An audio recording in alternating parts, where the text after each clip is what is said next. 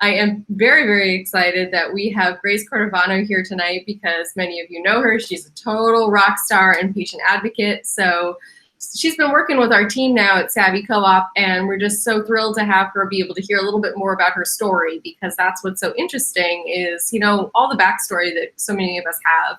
And tonight we're going to continue our theme of talking about kind of also what does Savvy do. So in that spirit, we're going to be talking about how digital platforms can create social good. So before we jump into the meat of the conversation, let's first get to know a little bit more about Grace. So Grace, where are you calling in from tonight? I'm calling in from northern New Jersey. I'm about a half hour, 20 minutes out of Manhattan. And thank you so much for your patience, because we ran into every single plugin, update, upload, and I don't know, authorization problem that you could imagine, but we've got the hang of it. So thanks. Like our healthcare system. Yes. You were very patient and wonderful in helping me. So thank you. Oh, my pleasure. So, you know, I think that we know that you're a rock star as an advocate in the work you're doing now, but tell us a little bit about your background, because it's super interesting that oftentimes we kind of gloss over all the things you did before we all kind of met you online. Sure, yeah. So actually, it goes back to when I was a little kid. I didn't speak English when I started school. My family's from Poland. I was born here, but English was discouraged and everything was Polish. And eventually, I was the first one that got the hang of this whole English speaking thing. And I naturally accompanied family and friends and people in the community to their appointments. Fast forward also a little bit further along, I always loved science. I absolutely watched Mr. Wizard faithfully and always was doing my own science experiments. I went into high school, had amazing teachers, loved bio, loved chemistry, ended up going to college and double majoring in biology and chemistry, and thought I was going to do pharmaceutical research. I lived down the road from the global headquarters of Huffman LaRoche, and in my small world at that time, that's what I was going to do. Life had some different plans. My mom was diagnosed with breast cancer. I navigated that. And a number of family members got different types of cancer. And I couldn't believe that there wasn't a cure. You know, it seems like we have a cure for everything. And as a teenager, I was shocked and then also curious as to why, and I needed to know more. I was inspired to go on to grad school. I had the opportunity to do some exciting chemoprevention research with the chair of Department of Biochemistry at Albert Einstein College of Medicine. And I got some exciting opportunities to do research in various breast and prostate cancer cell models, as well as rodent models, and then do some collaborations in the clinic as well with different tissue lines. And then I received my own cancer diagnosis of advanced lymphoma. And after a few months, it was fortunately cleared to be a misdiagnosis and a fungal infection I acquired on my honeymoon. I had defended my thesis, I had completed a PhD, and I had taken on a position as the director of medical and scientific affairs at a data analytics company in the city that used natural language processing to analyze all types of data sets and big data for pharma and biotech. So I took all of those experiences really, and they came together when I was reading the newspaper. I read an article in the New York Times about patient advocacy as a profession, and it really was as if the stars aligned for me. And I said, that's really what I want to commit to doing. And I opened my own practice in 2008, and I work with patients and their care partners from point of diagnosis through survivorship and end-of-life care planning. Woo, well, you know, not to make any of us feel like we aren't doing enough already, but I mean, obviously you have such a long history of working kind of in this space and trying to get people really to advocate for themselves as well as for others now. And that's what I'm really seeing is happening more and more, and especially coming from you, is what's happening on social platforms, because we're able to share in ways that we never had the opportunity to do before. So I know that you're big on Twitter, and I want to hear kind of what even drew you there. I feel like I kind of joined and then nothing was really going on at first. So then I had to circle back before I really got involved with it. And so I feel like I'm a more of a late bloomer to Twitter. So what drew you there? Sure. So I'm an avid reader and a total knowledge junkie. I'm constantly reading. I'm always reading something. And I'm really big on following press releases and conference proceedings and abstracts and trying to extract as much as possible, because as you know, cancer is a really volatile, dynamic, and highly moving field. It was actually my husband's idea to say, you really think you'd benefit from being on Twitter. There's a lot of conversations happening. You should check it out. And I was totally daunted. I was like, oh my God, I don't know anything about Twitter. I was on LinkedIn and on Facebook, joined Twitter, and I absolutely love it. And I've met so many incredible people. And to your point, learn so much and see, and I'm able to connect with people that I would never, ever have the opportunity to had I not joined that platform. Wow. Well, I mean, I think you certainly continue to amaze me on how much you do on Twitter. It's like a full-time job. I'm exhausted by it, but it's so important. And so that's what, what keeps you there? Like, what value do you see in using social media and these kinds of digital connections? Sure, absolutely. So I actually have the opportunity to talk to a lot of different patients, and I enjoy listening to I'm addicted to patient stories.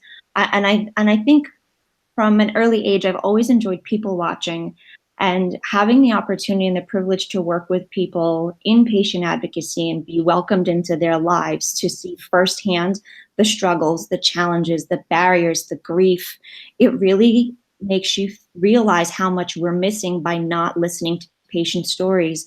And if you sit on Twitter and follow certain hashtags and certain handles, people have their whole life there and all of their struggles and challenges, and they're talking about what they're experiencing. And I find that fascinating and such a great, enriching experience. Aside from the stories that I hear, I enjoy following different conferences because I can't be there for every single one. And there's some incredible work that's being presented at conferences, and not just in cancer. I think what Twitter has done is open my eyes to other therapeutic spaces, other diseases, other arenas in healthcare where there's movement and challenges that I need to know so that I can provide the best for the people that I'm working with on a day-to-day basis. And then there's tweet chats, and I'm very active with like Healthcare Leader on Tuesday nights, or the book club Hit Reads. I love BCSM and BTSM, a lot of the different cancer-based support groups, because of their camaraderie, their dedication, their support, the conversations that they have. And I love staying up to date on what's really happening current event-wise too, coming out of different facilities, out of pharma, out of regulation. So it's really just almost a full-time job. It's hard to put it down sometimes when there's a lot of exciting things happening. Yeah, well, you made me think, because you were talking about how you're finding out all these other communities that you didn't know about. And my question is, do you think that industry is also taking notice? Like, are people in the healthcare space outside of patients, do they care? Are they seeing the value in these kind of conversations and the fact that patients are sharing their stories and have something to provide? It's interesting. I do some work with pharma, and I've been to a few conferences where they talk about digital and social, and they're all very hesitant to put up anything on social media because there's a lot of legal compliance, regulatory, and how do you handle those types of conversations? But they definitely are acknowledging that this is happening. And some companies are the early adopters and really out there. They are putting out credible content. They are sharing what their efforts are to make things more human-centered and more patient-centered, which is really great. I am also seeing a lot of talk about the need for this silent listening and social listening. So there are companies that are seeing a value to these conversations that are happening because they're public, and we're able to freely share, and these are happening around the clock. So I definitely see as something that's on the cusp of really being realized as valuable. Yeah, well, you talk about even social listening, and while there's value in that and hearing how patients are engaging with each other through, tweet chats or otherwise, but is that the end of what we can be doing when we're kind of communicating and talking with patients? Is it just about just silently sort of listening at arm's length, or is there more engagement that you see possible? Oh, absolutely more engagement. It's missing a lot of the content and a lot of the needs. You really need to be sitting with someone to be having the conversation. It's not just breezing over the text and doing a data analytics and doing a natural language processing thing on it. I think that bringing people and listening in the same space, whether it's through a call or through a focus group or through some type of an engagement, is really where the magic happens. And I would love to see more of that. And that's really what drew me to Savvy, and really what you and Ronnie have created, because there's this powerful opportunity here now to bring patients to the table to share their experiences and their expertise. Yeah, well, I mean, you think about how things like Twitter or other social media and technology and new apps and all that kind of stuff that's coming out there can draw people together in different ways. So, do you personally see that as something that the healthcare industry can be doing? Can we be using technology to engage with patients, either from just being able to make sure a patient is engaged in their own care and able to access, their records or other resources and tools, communicate with their clinicians, as well as this idea of what we talk about at Savvy, this sort of patient insights and connecting with patients, but kind of from the whole spectrum, because there's so much out there that's going on in the digital health space. Do you think this is successful or just a fad? It's definitely something that we need to streamline. I am a firm believer in technology and digital and bringing it into the home. Point of care has really changed. It's always been traditionally where the doctor is. And what's changed now is that model of medicine is no longer valid. Point of care is really where the patient is.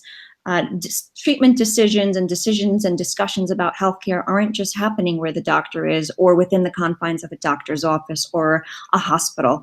The majority of the care is happening at home, and there isn't much connecting the patient there. There's strides being made, but that's where the technology needs to be. We need to remove as much friction as possible, bring the technology in so that it's not overwhelming, but working seamlessly in the background to really enhance the patient experience and promote wellness and allow people to take charge of their health and their care in whatever manner works for them within their values, preferences, and needs.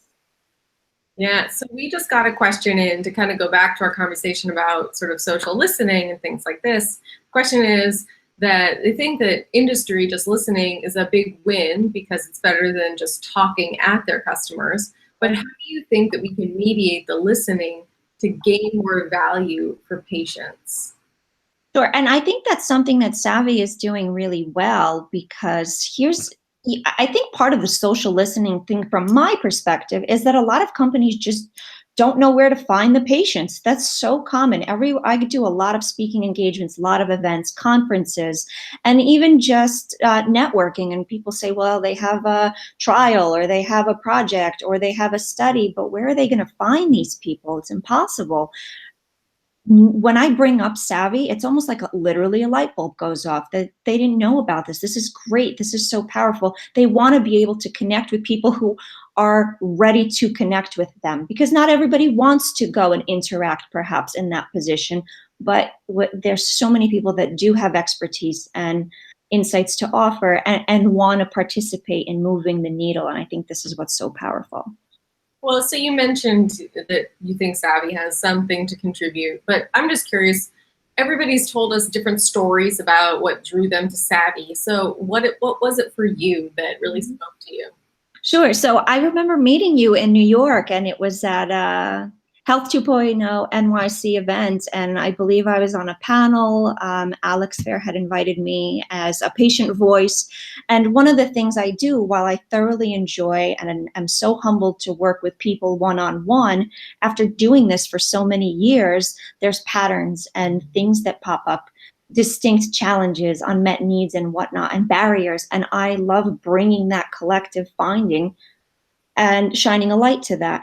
And I began speaking to you, and you were on the other end saying, you know what, we need to bring that expertise and bring these people because it's the right patient at the right time for the right thing. And that's what really I thought made sense for me, because I'm always saying, I always hear we're all patients, we're all going to be patients. And that assumption is very flawed. And you share that sentiment and you said, you know what, here's an opportunity for us to bring the right person at the right time for the right project. And it's really that N of one in a group collective form that's so important, to bring the right insights to make sure we're creating solutions that meet the needs of the end user. And how do you think we can share that message with other people who might not have had a chance to get involved yet? And they might be new to advocacy or sharing their story. What would that look like? Do you have any tips for people that might be new at sort of getting involved with this, sort of sharing their journey with others. And just so I understand, like a patient that might be interested in dabbling? There's some of us that are very used to this now. We've been doing it for a long time, and it's just kind of comes naturally. But for many, it can be very scary to own the journey that you've had in your patient experience and be able to share that with others. So any tips on where to start? You know, that's a really common question actually that I get. Well, how did you start? Well, how do I do this? Or someone who has had, I have a young adult that is a cancer survivor, a childhood cancer survivor, and she just reached out to me, is in college, and she said, well, how do I start? Is there a major for this? There isn't. I said, you know what? You know more just by what you've lived. And people don't realize that. People sometimes forget the value of that lived experience. That is what's so powerful. I said to this particular person, there's no course, there's no curriculum, there's no major, there's nothing really that can teach you what you have lived and endured. You know, writing is a great creative outlet to starting to try to put your perspective there, working with a nonprofit, joining people on Twitter, seeing what the conversation look like. Sometimes it's just that uncertainty because you don't know what potential exists. And I find watching other advocates extremely inspirational because some of the ways that they talk and bring up topics and pose questions, that it's almost like an art because as you say, certain people have been doing it for a long time and that also is acquired. I highly encourage people just to start somewhere. You know, if we're on Savvy, join the discussion board, try out, peruse the gigs, reach out to one of the Savvy ambassadors, join Twitter, look in on LinkedIn, go on Facebook. There's so many ways, and we're now on Instagram.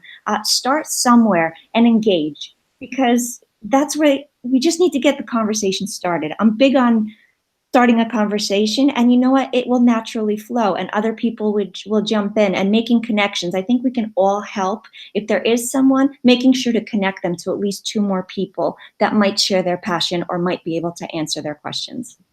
And I think that's something that technology can help us do in a way that was not there when I was a kid and was going through a lot of things. I didn't know anybody else who was going through the same things that I was because I couldn't connect with other kids with my diagnosis, etc. And it wasn't until I got older that I found that there are these, people I would meet in person, but they might be all over the country or the globe. And now social media really helps us stay engaged even after we might meet or maybe never meet in person. So it's something that really kind of brings a new way of engaging with others. So how do you see that? Like, is that something that you find is a powerful way of engaging with people, is just keeping the conversation going online? Yeah, absolutely. And I have to say, I wanted to point out Katie's interview I watched, and I was so touched, first of all, by her story, and she's amazing, and all that she's done and accomplished. But I'm not big on Instagram. I use it personally here and there. I started following CP Strong, and I'm absolutely mesmerized. And I am so touched by the people's stories on there. And she created this, and she started this conversation, and it's exploded. There's people posting all the time. So again, when we were growing up, we didn't have this, but this is beautiful. I think it's amazing. I see it with cancer questions and in the oncology space. There's so many people that just randomly will post a question. Hey, somebody posted a question is, do you know of a expert in metastatic salivary cancer in Southern California? People just jumped in. And, when you're alone and you're trying to recover or trying to get your grounding when you've received a life-altering diagnosis, to know that you can go online and find a peer-to-peer community or support system really instantaneously, I think is wonderful, because that's something that healthcare doesn't do. It's not real-time, round-the-clock support. And what we receive in a doctor's office, whether it's a care plan or leaving the hospital with a discharge plan, all the questions start at home. And it's when you have that quiet time and your brain is ready to process and you're ready to roll your sleeves up and get started, there's people out there that are willing to elevate you, support you, and point you in the right direction. I think that's the power of the platforms of social media and really technology to make those connections. Yeah, well, I mean, you sum it up so great. So I think I'm going to move into some rapid fire questions for you that you just like to, hear a little bit more about what people do and what their thoughts are on some quick little things. So what do you do when you're not being a savvy patient or advocate? What kind of makes you tick? Okay, well, I'm a mom. I have two amazing kids, a 5-year-old son, Nicholas, and my daughter, who's 8, Alexa. We love playing sports. We're constantly on the go. I coach soccer and softball with my husband, who's also into athletics. And in the summer, you'll find us down the Jersey Shore. Awesome. So are you there right now? No, I'm not. It's actually raining really hard, and the weather's pretty bad here. So we decided to stay home, which was kind of nice. Yeah, well, here too, across the 2 rivers Yeah. over in Queens. So what's your biggest healthcare headache? Just one, right? We have to keep this a conversation. I think I would say, from my perspective, the biggest healthcare headache is really the lack of education. As I stand back, I mean, there's a lot of things I can comment. We could talk till next Tuesday, but I really do feel strong, and it's a passion of mine, that our public school educational system needs to be teaching what I call healthcare experience literacy. We aren't proactively teaching people what it means to be a proactive member of our healthcare system, from words to how you navigate, to what you do when you get a diagnosis, to what you do when you get a denial. And I'm not just talking from a patient perspective, I'm talking across the board, because with that knowledge, people go in all different directions. They go into regulatory, they go into startups, they become engineers. And I feel strongly that we need that knowledge base in order to shape the mind a different way, to maybe approach healthcare a different way. So I think if I would have to focus on something, it's constantly patient education. I think that's a really powerful thing, especially when we talk about how tech platforms can help enable that. Are there ways that we can be connecting with people? And then as a follow-up to my question to you, what does that look like for people with lower health literacy or less access to technology? Sure. So here's like one opportunity that I see. There's a lot of companies. So to overhaul the U.S. educational system is not for the faint of heart. But I do see an opportunity. There's plenty of organizations and companies that create patient education materials. You'll go to any doctor's office or hospital, and you can find pamphlets and brochures. Some have digital, some have paper, some have maybe a TV with screens that have different screenshots or different clips playing of tidbits of information. We need to see that and enhance it so that it has things that are really beneficial from a patient's perspective, that really brings value to that experience, not just advertising, but how can we really prep and prime those patients with the info that they need at this moment in time. And I think that's a great opportunity. There's a lot of companies that will provide those materials and tools at no charge to a lot of doctors' offices and hospitals, due to the advertising money that they get. I know that that's always a big concern. Well, how is this sustainable in a community that doesn't have as many resources or as large of a budget as some others? I think there's great opportunities to really tailor the content to bring value and to empower all patients across the board. Yeah, well, I think that's a challenge that will not happen overnight, but hopefully collectively we can start to address some of these things, because otherwise it just won't reach everybody that it needs to. All right, my last fun question that I love to ask is, what song title do you think best describes the current state of healthcare? That's such a good one. So I have to say, I'm going to stay true to my Jersey roots. I'm going to go with Bon Jovi, Living on a Prayer. If you think about it, think about whatever experience you are, whether you're logging in for a savvy chat and praying that the technology works, or you are trying to get medical records, or you're hoping that the surgery goes well, or you're hoping that this medication works, or you're hoping. And I feel like you're sometimes living on a prayer and you need a hand to hold, and we'll be okay. Well, I think that's a great way to end, and just saying that we're all here together to hopefully hold each other's hands as we go through this mess that is healthcare. And I just want to thank you for being on tonight, despite even the challenges. It just goes to show this is so important that we have to make time to have these kind of conversations. So with that, Grace, I'll let you say the final goodbyes, and we will thank our friends who are chiming in live, and as well as to those who will be watching later.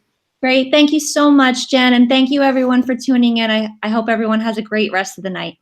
Take care, everybody. Until next night, on next Sunday, we will be having a very special guest. We're very excited. We're going to start to talk about Savvy's core values along with our very special guest that we'll be having. So next week, we'll be talking about our value of being people first and people with none other than Miss Kim McCleary, who is fantastic and has been working in patient centricity for decades now. She now has her own consultancy, the KIP Collective, but she's coming from Faster Cures and is deeply rooted and a absolute champion for patient centricity and making sure that patients are part of the process. So we look forward to talking to her. And until then, we hope you have a great week, and we will see you next Sunday. Bye. Bye-bye.